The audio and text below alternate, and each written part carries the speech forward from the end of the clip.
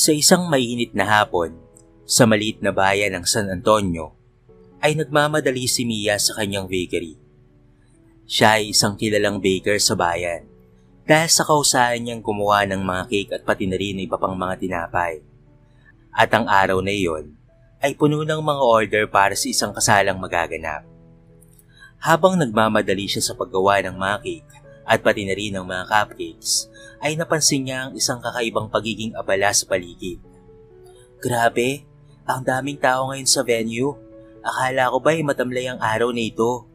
Bulong ni Mia sa sarili, habang kinakalabit ang kanyang pinakamagandang apron. Isang malakas na katok sa pinto ang bumulabog sa katahimikan ng kanyang bakery. Lumitaw si Kuya Ramon, ang tagapag-deliver ng mga cake na gawa ni Mia. Mia, handa na ba ang mga order para sa wedding sa Villa Esperanza? Tumingala si Mia mula sa kanyang workbench. Oh, Kuya Ramon, lahat ay nasa loob na ng van. Handa nang i-deliver sa venue.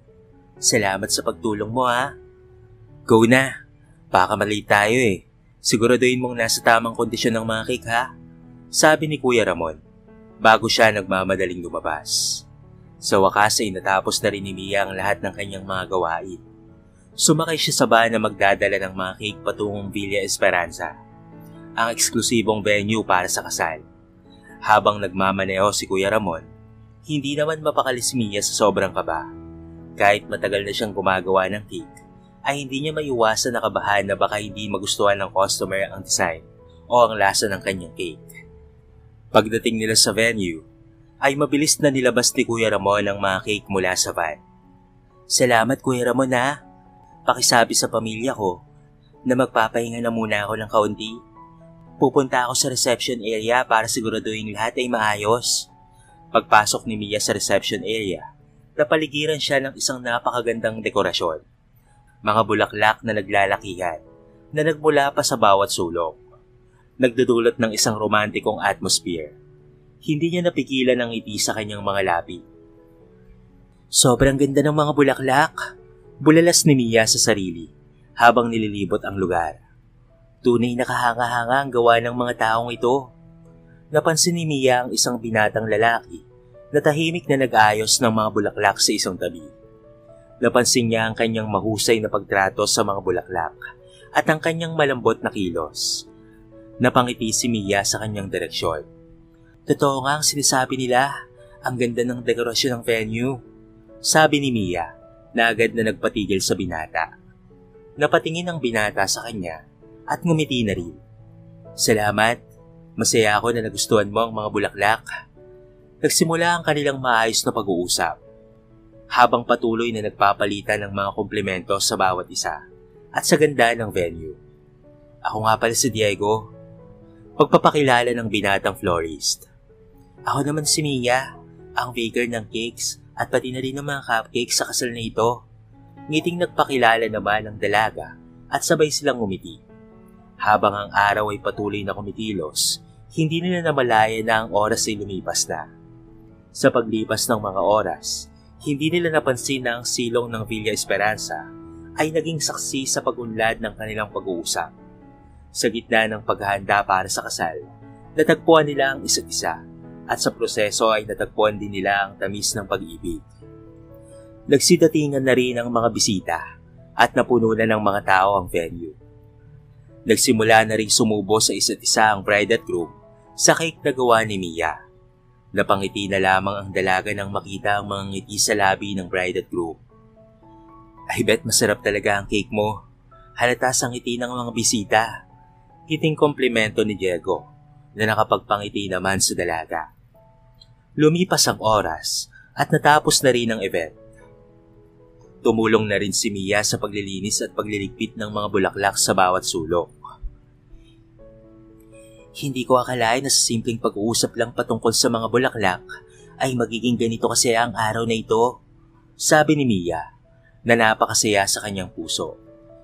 Tama nga, parang ang lahat ng ito ay isang perpektong pahiwatig para sa atin. Tugon niya na may ngiti sa kanyang mga labi. Matapos ang mahabang araw na iyon, ay nag-iwan ito ng magandang ngiti sa kanilang labi. Matapos ang unang pagtatagpo sa Villa Esperanza, Hindi na makalimutan ni Mia ang napakasayang araw na iyon. Ang mga bulaklak at ang nakakabighaning pagganap ng florist na si Diego ay patuloy na naglalaro sa kanyang isipan. Isang araw, habang naglalakad si Mia sa bayan, napadpad siya sa isang maliit na tindahan ng mga sangkap para sa pagbibake at dekorasyon. Hindi niya inaasahan na doon ay muling magtatagpo ang kanilang landas. Diego, bulalas ni Mia nang makita niya ang binata sa tindahan habang may ngiti sa kanyang mga labi. Hi Mia, anong ginagawa mo rito? Tanong ni Diego na tila masaya rin sa kanilang muling pagkikita. Pinipili ko lang ang mga kulang na sangkap para sa susunod kong order. Ikaw, anong ginagawa mo rito?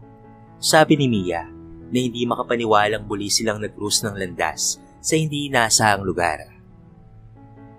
May iniisip lang akong mga bagong disenyo para sa mga bulaklak. Malapit na kasi ang susunod na event na isa-setup ko eh.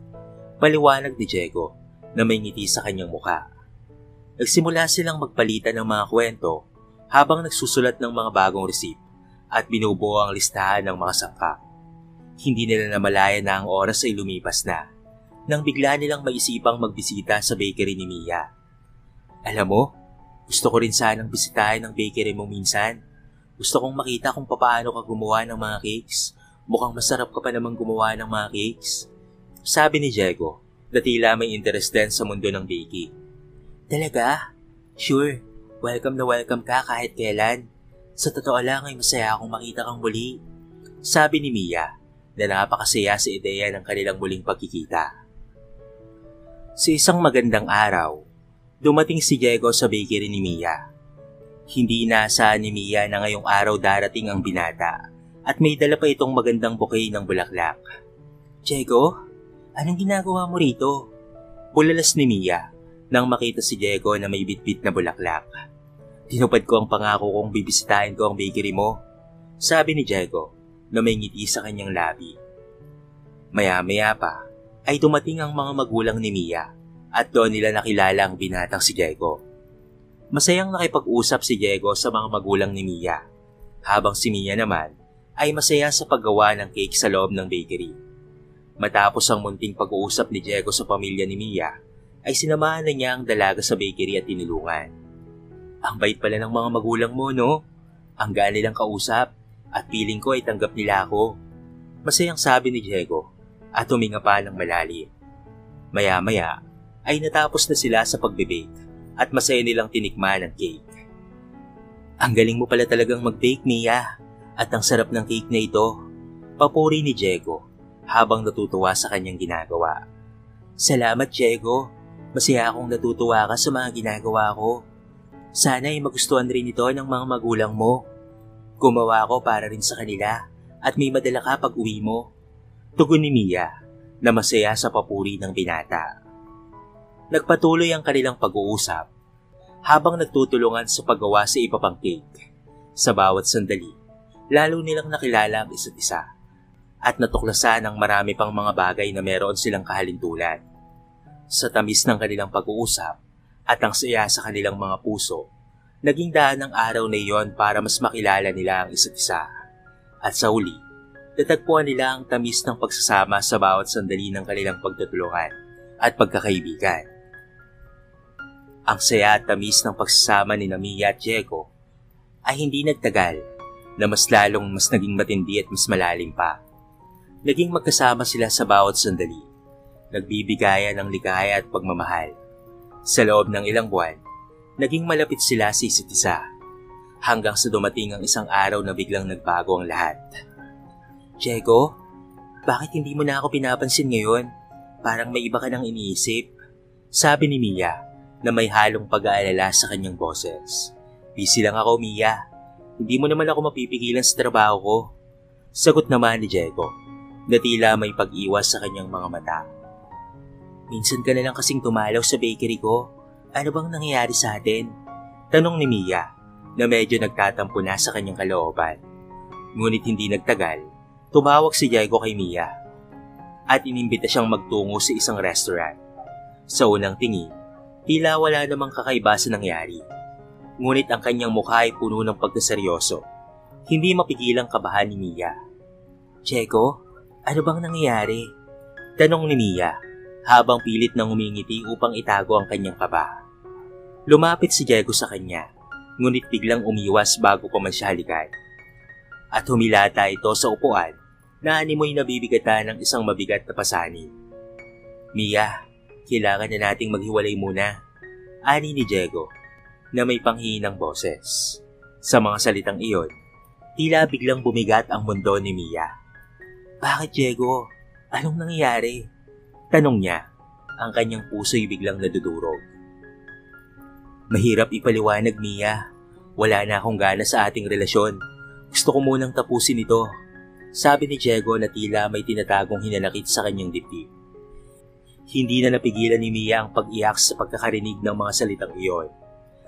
May iba kang babae? Tanong niya na puno ng sakit sa kanyang dibdib. Ngunit umiling lamang si Diego. Wala, Mia. Wala akong ibang babae. Gusto ko lang tapusin ito, sagot ni Diego na tila walang emosyon sa kanyang tinig. Sa gitna ng kanyang mga luha at sakit, hindi maintindihan ni Mia kung bakit bigla na lamang ganito ang nangyari.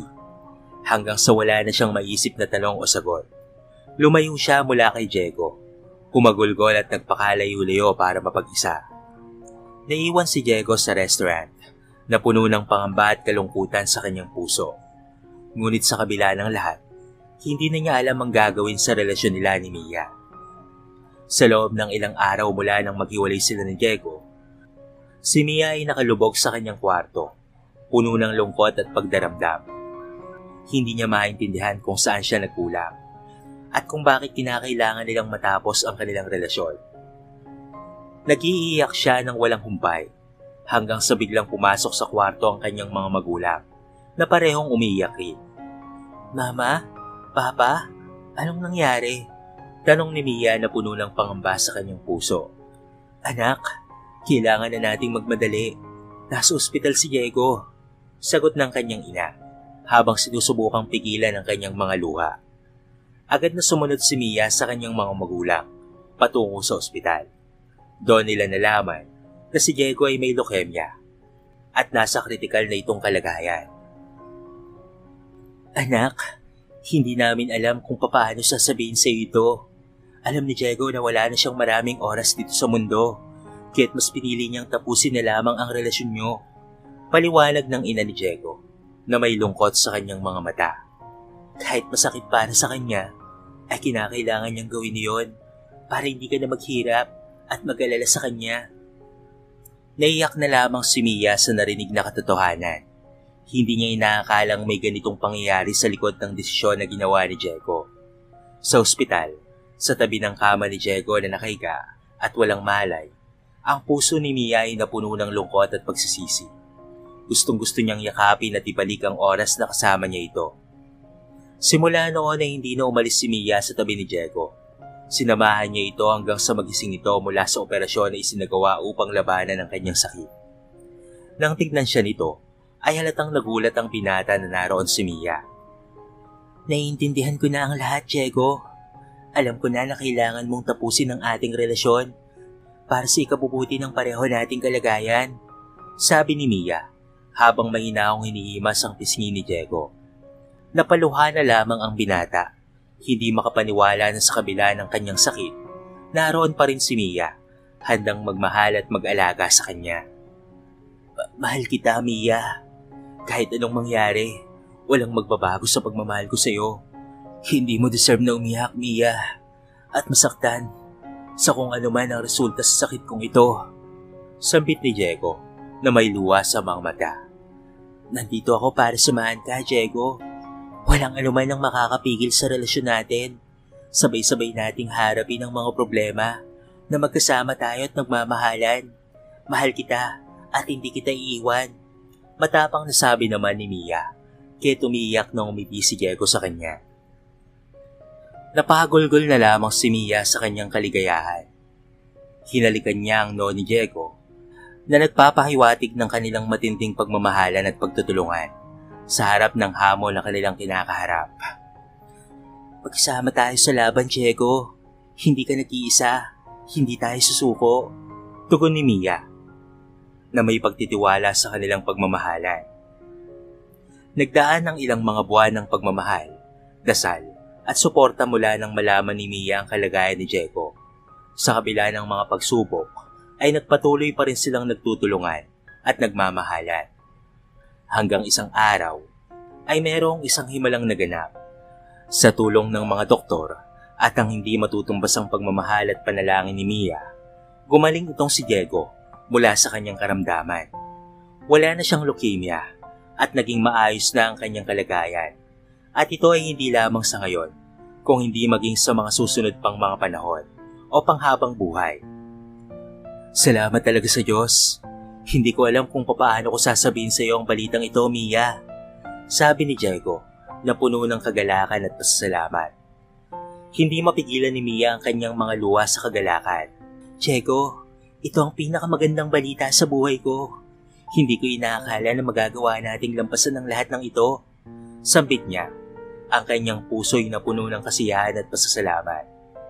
Muling nagbalik ang kanilang pagmamahalan sa mas malakas at mas matibay na anyo. Ang kanilang relasyon ay naging mas maganda at mas matatag kaysa kailanman. Napatunayan nila na walang ilalakas sa tunay na pagmamahal ng dalawang taong totoong nagmamahalan. Hindi ko lubos maisip na magiging ganito kaimportante sa akin ang buhay ko. Mia, salamat sa pagmamahal at suporta mo ha. Mahal na mahal kita. Sabi ni Diego na puno ng pag-ibig sa kanyang mga mata. Mahal din kita, Diego. Walang hanggang panahon ang magbabago sa pagmamahal ko sa iyo. Tugon naman ni Mia na may matinding pagmamahal sa kanyang puso.